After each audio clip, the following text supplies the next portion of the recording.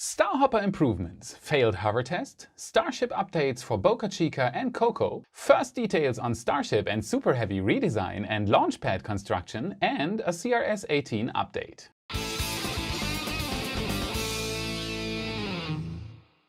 My name is Felix and I am your host for today's episode of What About It? We have a huge dump of information for all your SpaceX knowledge needs today. From Starhopper to Starship, Super Heavy, Falcon 9, CRS-18, everything will be covered with small and large bits of information, so let's dive right in.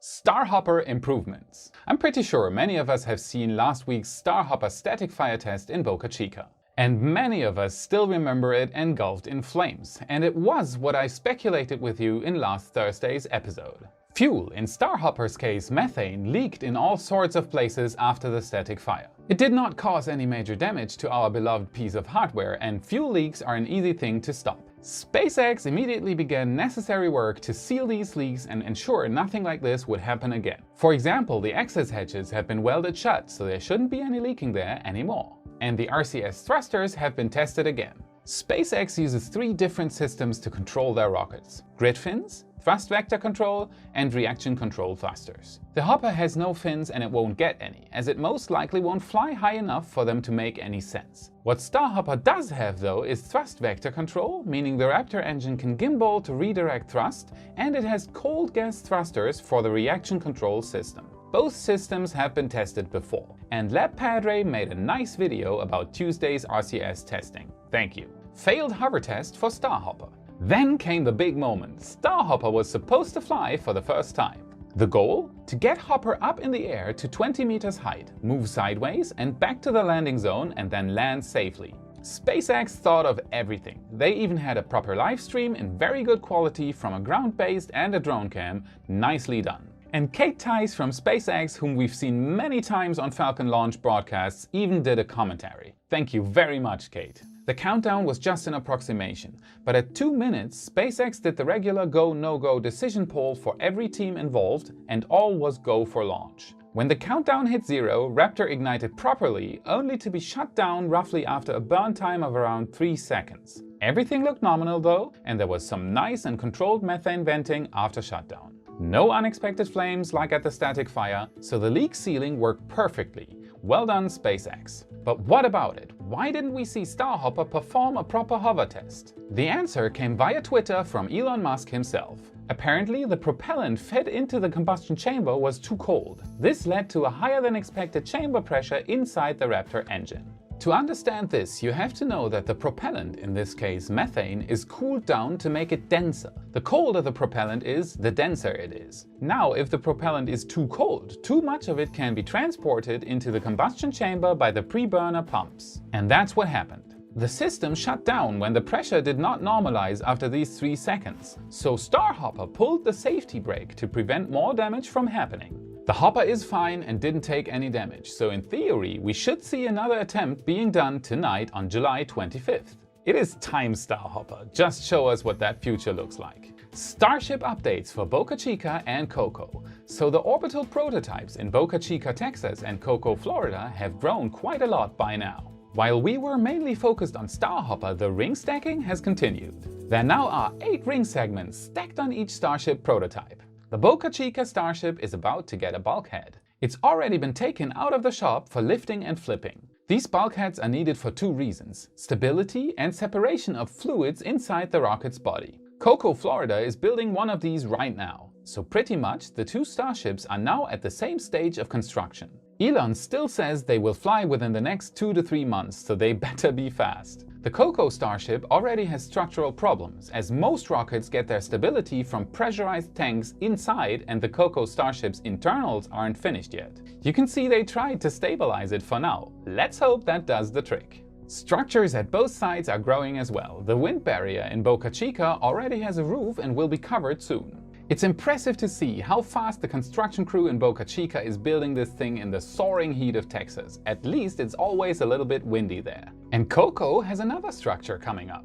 Now this one gets interesting, as it clearly isn't a wind barrier. It might be a launch structure built for Kennedy Space Center.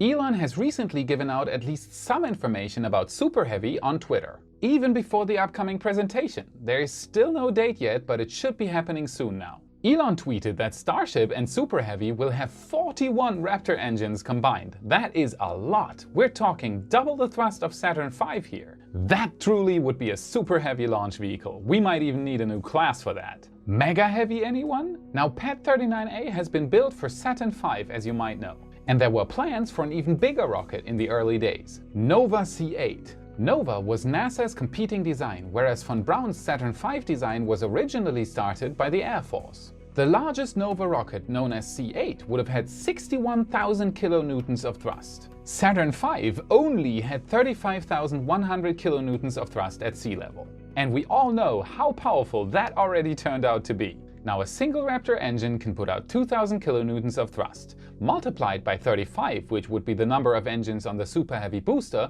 you're left with a mind-boggling 70,000 kilonewtons of thrust. And I haven't even mentioned the proposed non-gimbal version of the Raptor engine, which could in theory put out 2,500 kilonewtons of thrust. This is getting crazy! But what about it? Why am I mentioning this? Let's get back to the structure they're building in Coco. Elon has twittered that a new launch structure will be added on the other side of Pad 39A. Now that's probably because Pad 39A was never built to withstand 70,000 kilonewtons of thrust. That would damage the pad at every liftoff, and he said that the structure is going to be built off-site. Get what I'm trying to say here? It of course is highly speculative at the moment, but this could be it, the new historic structure where Starship and Super Heavy take off to Moon and Mars. If this doesn't get you excited, here's the next crazy picture. Elon tweeted another very interesting bit of information, and according to that, this is what the engine bay of Super Heavy could look like. He said that all these thrusters won't fit into the 9-meter diameter body of Starship. So the outer thrusters will stick out, and some might even be in the landing leg structure. This will look like a sci-fi rocket even from below. As Elon stated, the inner 7 thrusters will be able to gimbal by 15 degrees. There has to be a fair amount of wiggling space around them. This of course is highly speculative, as there is no official info besides Elon's tweets, but this is what it could look like. I am super heavy excited right now. How about you? Big thanks go out to Lucas from knews.space. Thank you for the nice chat, for all the information, and for letting me use your animation. Definitely go check out his channel, links in the description. CRS-18 launch summary. Yeah, nope.